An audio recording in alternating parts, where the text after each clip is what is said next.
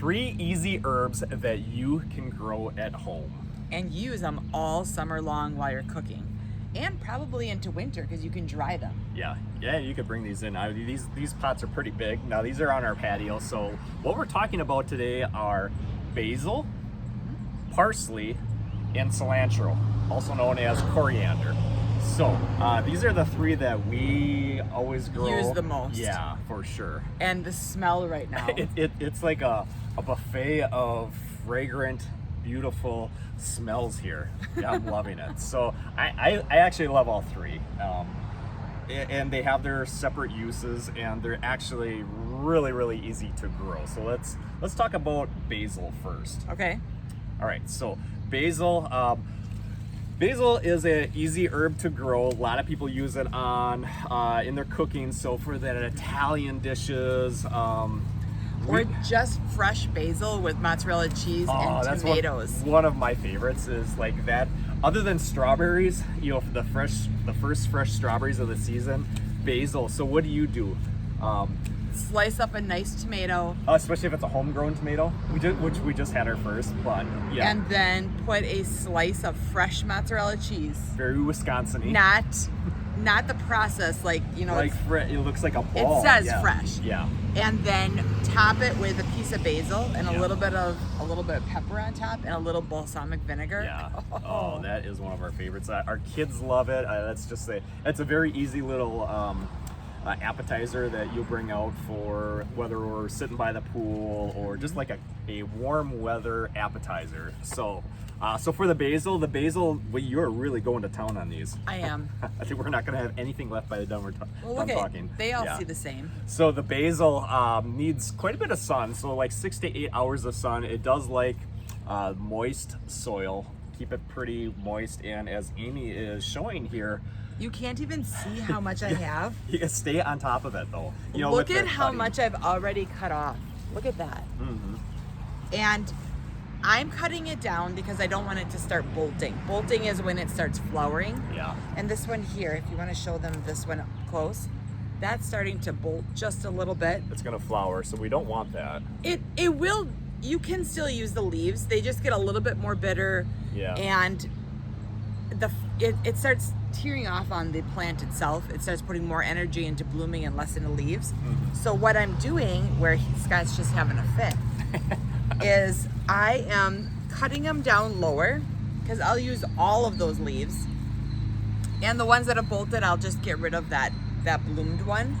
But I'm cutting it down lower and it will start growing. Yeah, there's a lot. That up? There's a lot of growth underneath here that's not even seeing daylight. So Amy's Do you just see going how to town, short I went? Yeah, it's gonna. And it'll fill start in. blooming in from here again, and it'll give me a whole nother crop. Mm-hmm. But I'm trying to cut it before it starts flowering. You get the best flavor out of the leaves, and the plant will do really well and just keep regrowing. So you can see, I'm just using my little clippers. Yep. And I can use it fresh, but I don't know where I'm going to use that much fresh. You could freeze it, right? Yeah. You could freeze dry it. You can let it sit in the sun and, you know, hang it upside down and let it just dry. Yeah. And then crumble up, put it into your own container, and then all winter you have your own basil. Fresh basil that you grew. How fun is that? Okay, so that's basil. Let's go to parsley. So I get to snip that one too? Yeah. Do you want me to switch these out here? Sure. Okay, so parsley, we have the flat leaf version. There is the curly version too. But this is one that it's nice for like garnishing, or we love it on like potatoes, like fresh red potatoes, or, you know, like a baked potato. Just that garnish, it tastes way different than like the dried parsley, I would say, that you know, it's just a totally different flavor. It's like, this is what parsley should taste like. So I love it. I love that we grow this every year, and you can walk out and pick our own parsley for a fresh, you know, just that little garnishment. It just adds a little something to it just ups your dinner, right? It does. Yeah. So with the parsley, you can preserve it, obviously, and it's gonna it's gonna last for months.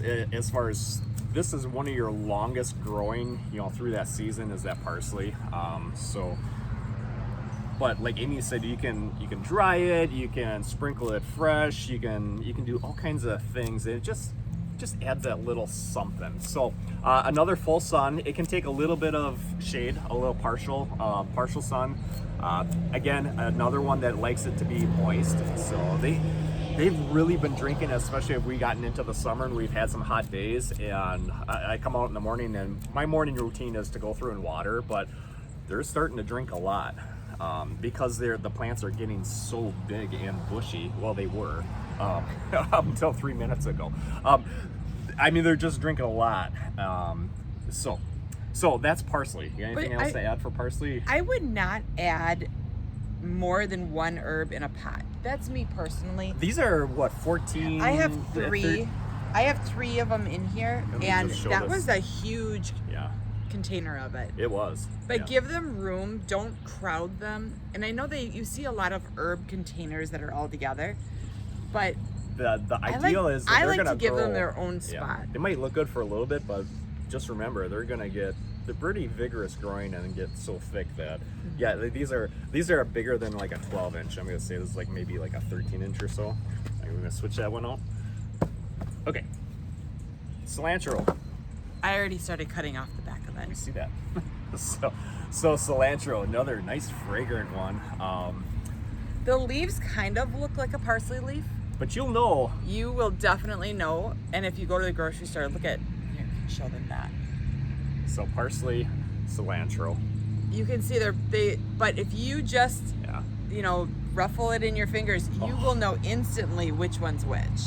So it's most popular for like Mexican dishes, but a lot of Asian cooking is done with cilantro also.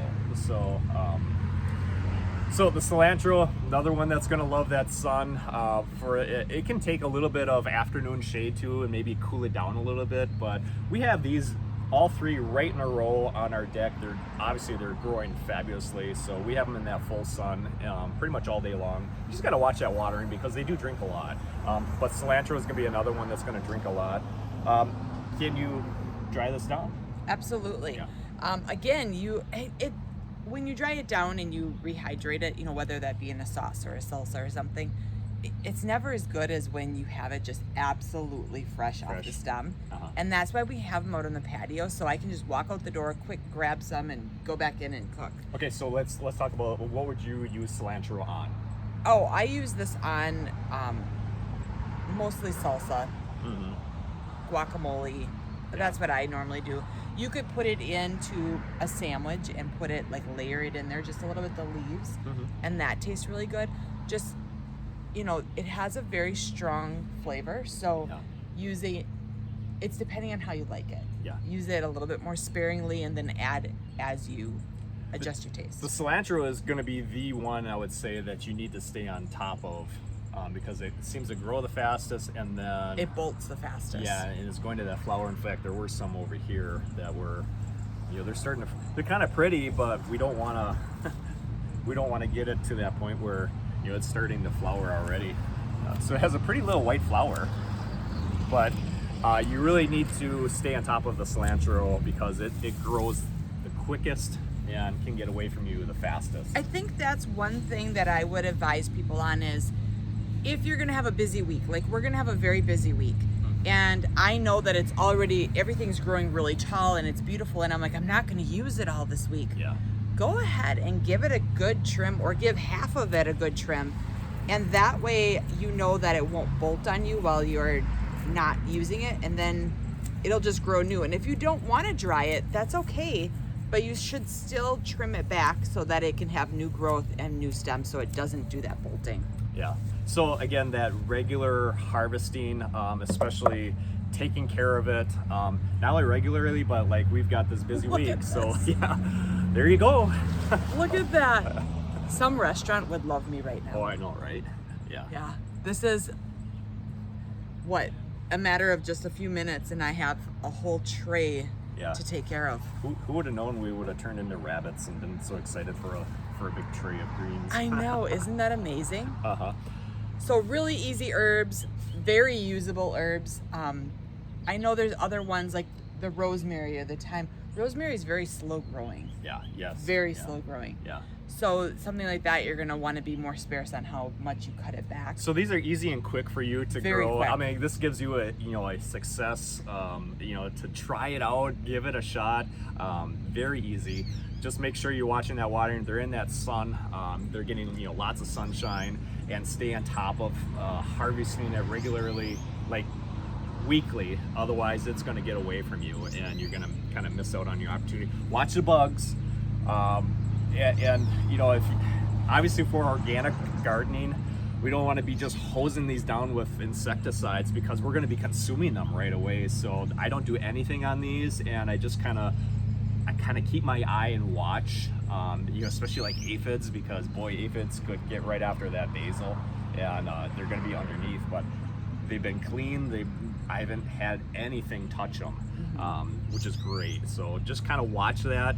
But definitely go, they're outside, they're growing outside, and the bugs and they're stuff there. gets on them. Yeah. So go ahead and make sure you wash it. Yeah. I know I like to just come out and you yell at me like, oh, just go wash it a little bit. Right. So, but what a great harvest and a fun thing to do. The fun thing even with like, Kids with kids is get that kids excited about like, hey, mom made potatoes, and go grab some fresh parsley. Right. Or the growing your own tomatoes with the fresh mozzarella That is and a a little basil. lot Yeah, of parsley. that is, for sure. So you can feed weekly with the Beat Your Neighbor fertilizer.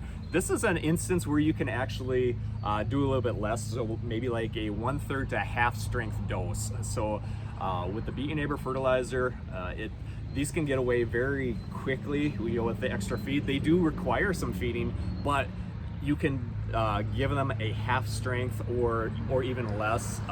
So I go just through. make sure you wash them. Make sure you wash. You're watering when you're watering down at that base so that not everything is going on top here. But again, about a half strength dose with the Beat Your Neighbor fertilizer weekly keeps them looking really, really great. So they don't need that full strength, but you can go that maybe 1/3 to 1/2 strength dose that keeps them looking good and growing.